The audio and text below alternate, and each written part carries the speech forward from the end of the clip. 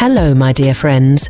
In this podcast, we will be discussing multiple topics such as improving English, the challenges that come with it, and also relationships. Before I begin, I have a couple of questions for you. Firstly, what problems or challenges do you face while learning English? Secondly, what is the best advice you have ever received? Please comment in the below.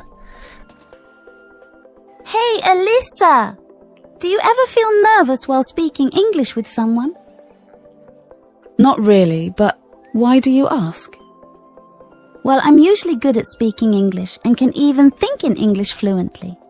But sometimes when I have to speak, my mind goes blank and I get scared. I end up feeling like I can't continue speaking. Have you ever experienced something like that? I completely understand if you feel hesitant while speaking in a language that is not your native tongue. It's perfectly normal to feel that way. Just keep in mind that learning a new language takes time, patience, and practice. If you're interested, I can share some tips with you that could help you improve your language skills. Sure. Should I also learn more vocabulary? Please explain this also. Well, the problem is not with the vocabulary. The problem is with your hesitation. The hesitation that you face when are trying to do something new. Because you're habitual of speaking in your mother tongue. I mean, you are not very used to speaking in English. So hesitation is the issue. It's understandable that speaking in English may feel unfamiliar and uncomfortable. However, it's important to push past this hesitation in order to improve your language skills. Wow, great, thank you. What would be the second tip? Sure, I'm not only providing tips to improve your English, but also highlighting the challenges that you might face during your English learning journey. It's important to be aware of these obstacles in order to overcome them and make progress in your language skills. Of course, it's equally crucial to know the issues to make the learning process smooth. The second problem that people often face while learning English is the fear of making mistakes. This fear can hold you back from practicing and speaking the language, which is essential for improvement. It's important to remember that making mistakes is a natural part of the learning process, and it's okay to not be perfect. The more you practice, the more confident you will become in your skills. It's actually true, because most of the time when I make mistakes, I feel very down and want to quit. There are different problems people might face while making mistakes, and one of them could be the fear of failure. When individuals make mistakes, they might feel like they have failed and become demotivated to try again. This fear of failure can hold them back from achieving their goals and hinder their personal growth. I am eagerly waiting for the tips. How can I speak fluently in a language? Ellen, I'm glad you want to improve your language skills. There's no one's secret to becoming fluent, but it's always good to keep practicing. Even for someone like me who speaks multiple languages, I am constantly improving and learning new things. Fluency means being able to have a comfortable conversation with someone without feeling limited by your vocabulary or ability to express yourself as a non-native speaker. So my best tip is to keep practicing and try to have conversations with native speakers as much as possible. Hi, Ellen. How are you doing today? Hi, Alyssa. I'm doing well. How about you? I've been thinking a lot about relationships lately. It's interesting how they shape our perspectives on love and life. I totally understand. Relationships, whether romantic or not, can teach us so much about ourselves and others. Exactly. And sometimes, those lessons can be difficult to process, but they ultimately help us grow and become better versions of ourselves. Yes, it's all about learning and evolving as individuals. And it's comforting to have friends like you to share these experiences with. I feel the same way, Ellen. It's nice to know that we're not alone on this journey. Absolutely. So what's next for you on your relationship journey? Who knows? But I'm excited to find out. And I'm glad to have you by my side through it all. What are the signs that someone deeply loves you? Because I feel like we live in this world where we're always wondering, do they love me or do they like me? So, how do you know when you deeply love someone and when someone deeply loves you? Hey Ellen, I totally get what you mean. It can be tough to tell if someone truly loves you or if they're just interested. Some signs that someone deeply loves you could be when they prioritize your needs and make sacrifices for you without expecting anything in return. You might also feel a strong sense of trust, respect, and admiration for one another. When it comes to knowing if you deeply love someone, it's all about how you feel. Do you feel happy and fulfilled when you're with them? Do you think about them often and want to spend time with them? These are just a few things to consider. Does that help? Thank you so much for the advice, Alyssa. It definitely helps me understand things a bit better. I agree that understanding my feelings is crucial when it comes to knowing if I deeply love someone. I'll keep those things in mind and reflect on my feelings towards them. Once again, thanks for your help. I have noticed that people tend to fall in love too fast. In my opinion, it's better to go for slow, patient, and understanding love, which is what true love requires.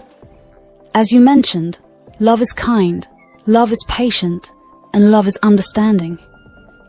These things take time, and it's important to give yourself that time to truly know if you're in love. Let's talk about old-time love and present love. That's an interesting topic, Ellen. When you say old-time love, what exactly do you mean? Well, I mean the kind of love that our grandparents and great-grandparents had. You know, the kind of love that lasted a lifetime. They didn't have dating apps or social media back then, and yet they were able to find true love and stay committed to each other. I see what you mean. But I think it's important to remember that every generation has its own challenges when it comes to love and relationships. Nowadays, we have more options and opportunities to meet new people. But that also means we have to deal with more distractions and competition. That's true. I guess it's easy to get caught up in the excitement of meeting new people and forget about the importance of building a strong and lasting connection. Absolutely. But I think the key to a successful relationship, regardless of the time period, is communication, trust, and mutual respect. As long as we keep those things in mind, we can find love and happiness in any era. Thanks for sharing your thoughts on this topic with me. Hey, what's your name? My name is Alyssa Mia, but you can just call me Alyssa. So how can I assist you today? Hi Alyssa, may I know where you live? Well, I live in a small town called Oakville. It's located in the southern part of the state. Do you work or study? I'm currently a student. I'm pursuing a 2-year diploma in computer science. After that, I'm hoping to study abroad, either in the UK or the US. I'm really excited about the opportunities that will come with my education, and I can't wait to see where it takes me. What's the best advice have you ever received? That's a great question, Ellen. I would say the best advice I've ever received is to never stop learning and growing as a person. This advice has helped me to constantly push myself out of my comfort zone and seek new opportunities for personal and professional development. By taking on new challenges and learning from my mistakes, I've been able to achieve things I never thought possible and become a more well-rounded individual. It's a mindset that has served me well, and I try to apply it to every aspect of my life. Who is your favorite teacher? My favorite teacher is Mr. Robinson, who teaches my technology class. I really like his teaching style and find his instructions to be the most helpful so far. So, what's your favorite subject? My favorite subject is actually computer science. I find it fascinating to learn about how computers work and how we can use them to solve complex problems. It's a subject that challenges me, but also inspires me to learn more. By the way, what's your favorite subject, Ellen? That's really cool, Alyssa. Computer science sounds like a fascinating field. As for me, my favorite subject has always been biology. There's just something magical about studying living organisms and understanding how they function and interact with each other and their environment. From the tiniest microorganisms to the most complex ecosystems, biology never fails to amaze me. Plus, it's so relevant to our everyday lives, from healthcare to conservation efforts. It's like unraveling the secrets of life itself. Hey, where do people usually learn from teachers? The most common place to learn from teachers is at school, usually in a classroom setting. However, with the rise of technology, it's becoming increasingly popular to learn from teachers online. You can attend virtual classrooms or even watch educational videos on platforms like YouTube. Do you like animals? Oh, absolutely. Animals are awesome, aren't they? They bring so much happiness and excitement to our lives. Whether it's a cute puppy playing around or a beautiful bird soaring in the sky, there's just something so special about them. What about you, Ellen? Do you have a favorite animal? Oh, definitely. I'm a huge animal lover too. There's just something so wonderful about the way they bring joy into our lives. I'd say my favorite animal is probably a dog. They're so loyal and full of unconditional love, don't you think? Let's start with today's topic sentence structure. Do you know what a subject is? I think it's who or what the sentence is about. Exactly. Now, can you give me an example? The dog runs. Perfect. What's the subject in that sentence? The dog Correct. And what's the verb? runs. Excellent. Now, let's add more details. How about the big brown dog runs quickly? What's the subject there? The big brown dog. Spot on. And what do we call the part that describes how it runs? The word quickly? Yes, and that's an adverb. See how it adds more information. Yeah, it makes the sentence more interesting. Exactly. Now, let's try a longer sentence. How about the big brown dog runs quickly to the park? Oh, okay. So the subject is still the big brown dog and the verb is runs. Right, and what about to the park? What does that tell us? Where it's running. Yes, that's called a prepositional phrase. It tells us more about the action. Got it. So the sentence has a subject, a verb, an adverb, and a prepositional phrase. You're catching on. Let's see if you can create your own sentence now. Let me think for a second. Take your time. Try to include all those parts we talked about. Okay. How about this? The small bird sings beautifully on the tall tree. That's a great sentence.